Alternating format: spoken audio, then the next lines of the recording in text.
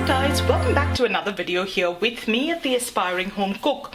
I'm super excited today guys because with today's video I'm actually going to kick off my holiday recipes.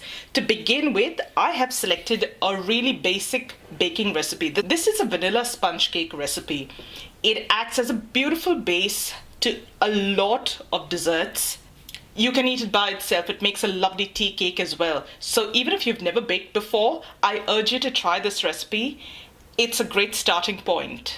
So let's go right ahead and take a look at how to make a beautiful vanilla sponge cake. So on to the sponge cake recipe. Here's what you're going to need. 200 grams of butter at room temperature, 200 grams of regular all-purpose flour or maida, 200 grams of sugar.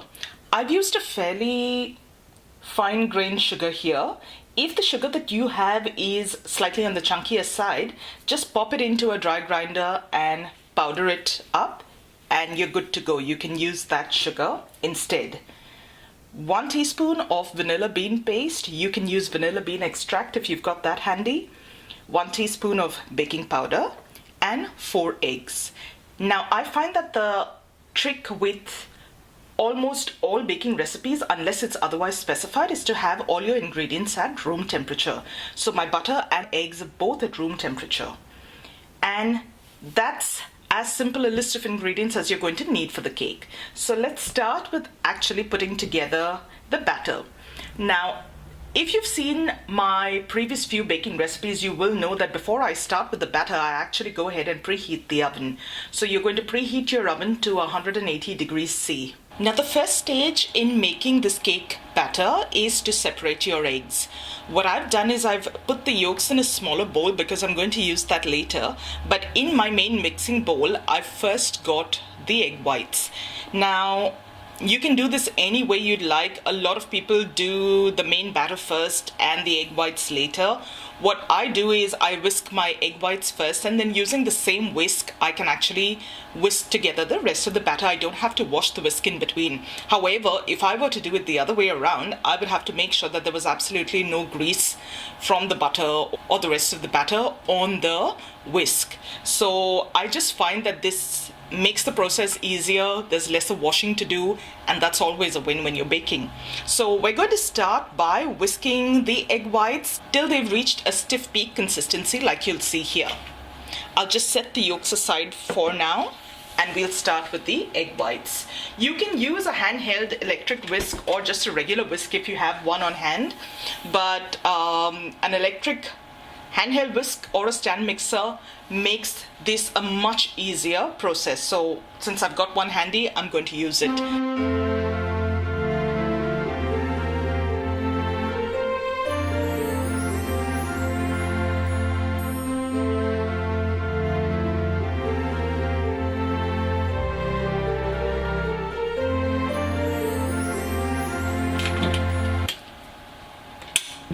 Now this is just the frothy stage. It hasn't yet reached the stiff peak stage, so I'm going to continue whisking this.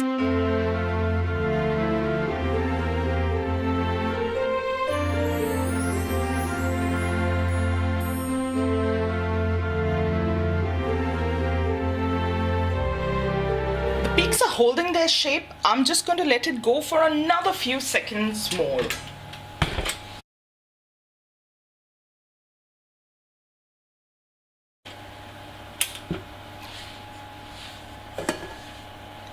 I'm happy with this. So if you tilt the bowl over upside down, I don't know whether you can see that here. So if you tilt the bowl over, your egg whites should still stay in the bowl like you can see right here. That way you know they're done. When you lift the whisk, if you see that your egg whites are flopping over, that's your soft peak consistency, and you've got to keep whisking till you get peaks that can hold their own once you lift the whisk. So now that this is done, I'm just going to quickly set this aside. It's all right if there's a little bit of egg white on there. Now like you can see here, I'm using the same whisk, a different bowl, and I'm going to start popping my ingredients in. These are the egg yolks. In goes the butter, the vanilla,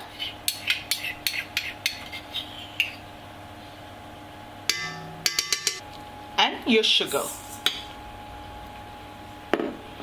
And we're going to whisk this till it's nice and light and creamy. You always, if you're using a stand mixer, I strongly believe that you always start off slow and then you can increase the pace gradually.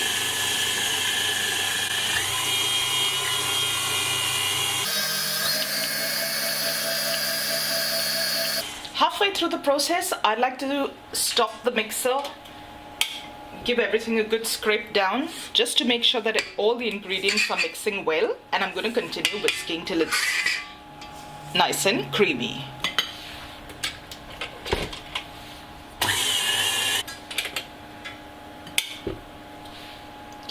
Now, like you can see here, the color's gone a little paler. The shade, the color of your batter will depend on the kind of eggs you're using. Some of the eggs have a much more vibrant yolk than others, so based on that, the color of your batter will differ. So I'm just going to clean up the whisk and we're going to continue adding the rest of the ingredients. Now, your next stage is the flour. I'm going to add my baking powder to the flour, give it a light mix about, and I'm going to sieve it in to my egg yolk mix.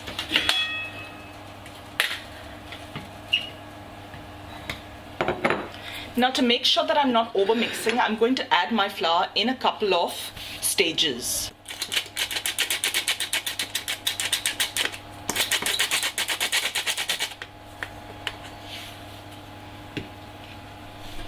All you're going to do with the flour is fold it in. Let's see if I can get that off. Okay, so when I say fold it in, that's all you're looking at doing. Cut and fold.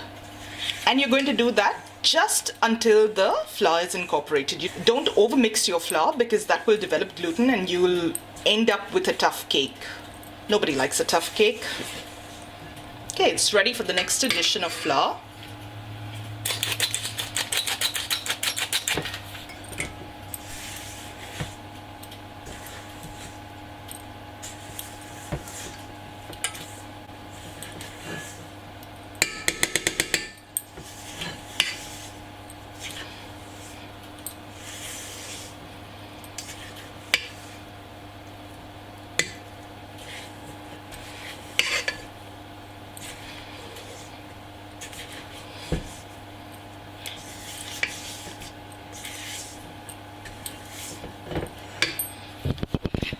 And the last bit. Any little bits that have fallen onto that plate also get added in. And like we've done before, we're going to fold that in. And lastly, we're going to add the egg whites. Now, what I find helps is tip your bowl over. Sometimes you have a little bit of a runny mix in, which is fine. Add that in first. And I'm going to put in a little bit of the egg white. I'm doing that so that I can loosen my mixture. Yeah, so you can be a little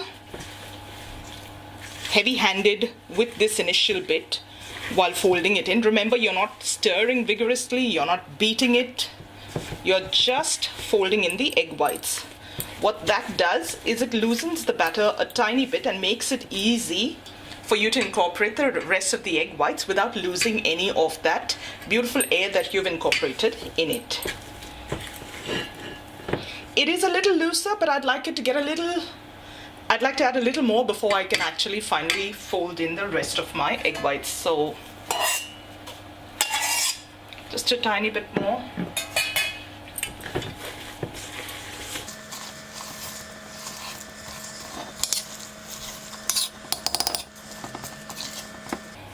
It's a lot easier to handle now, so I'm going to add my egg whites in.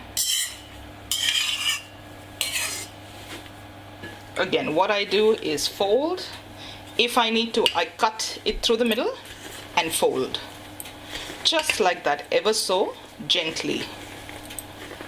And you're going to do this till the egg whites have incorporated into your cake mix. And there you go, guys. All that egg white has been incorporated. You don't have any chunks of egg white left through the batter. And that's what we're looking for. So I'm going to stop right here and we're going to pour this into our prepared cake tin. I've got a cake pan here. I've lined the base with some good quality parchment paper and I've buttered that. I've also buttered the sides. The sides don't have any paper on it, but I've buttered the sides.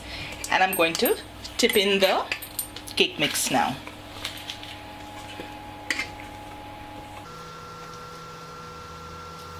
And you're going to gently spread that around. I'm looking for a cake that's not very high, so I've used a slightly larger cake tin.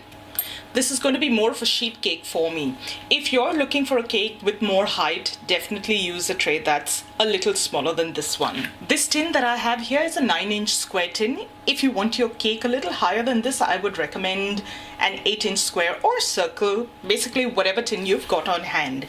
Once you've got your batter in the cake tin, lightly tap it to eliminate any air bubbles that might be there. And I'm going to pop this into my preheated oven for about 30 minutes or thereabouts, or until this cake has cooked through and a skewer poked into the center comes out clean. Okay, the cake's out of the oven. I've poked in a little skewer in the center and that has come through clean. Let me show you.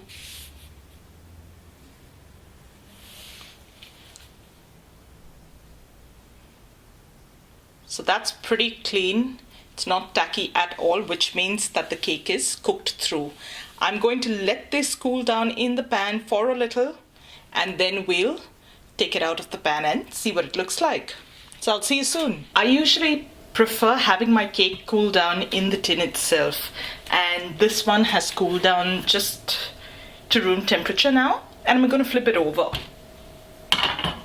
I haven't run a knife or anything around the edges. I don't know if you can tell. I'm going to try and zoom in, but the edges have actually come separate from the tin without me having to do anything. Just going to carefully flip that over. And there you go, guys. My paper is still in the tin, but that cake has come out clean.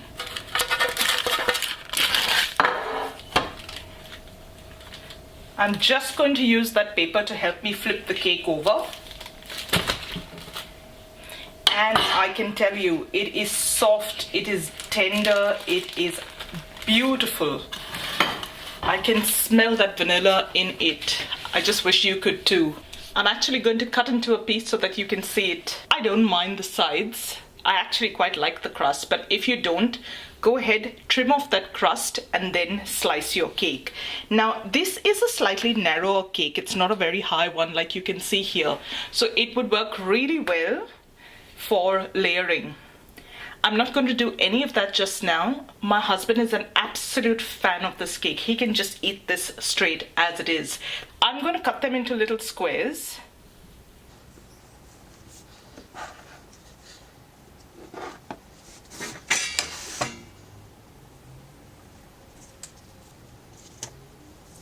And that, guys, is your cake, your vanilla sponge cake.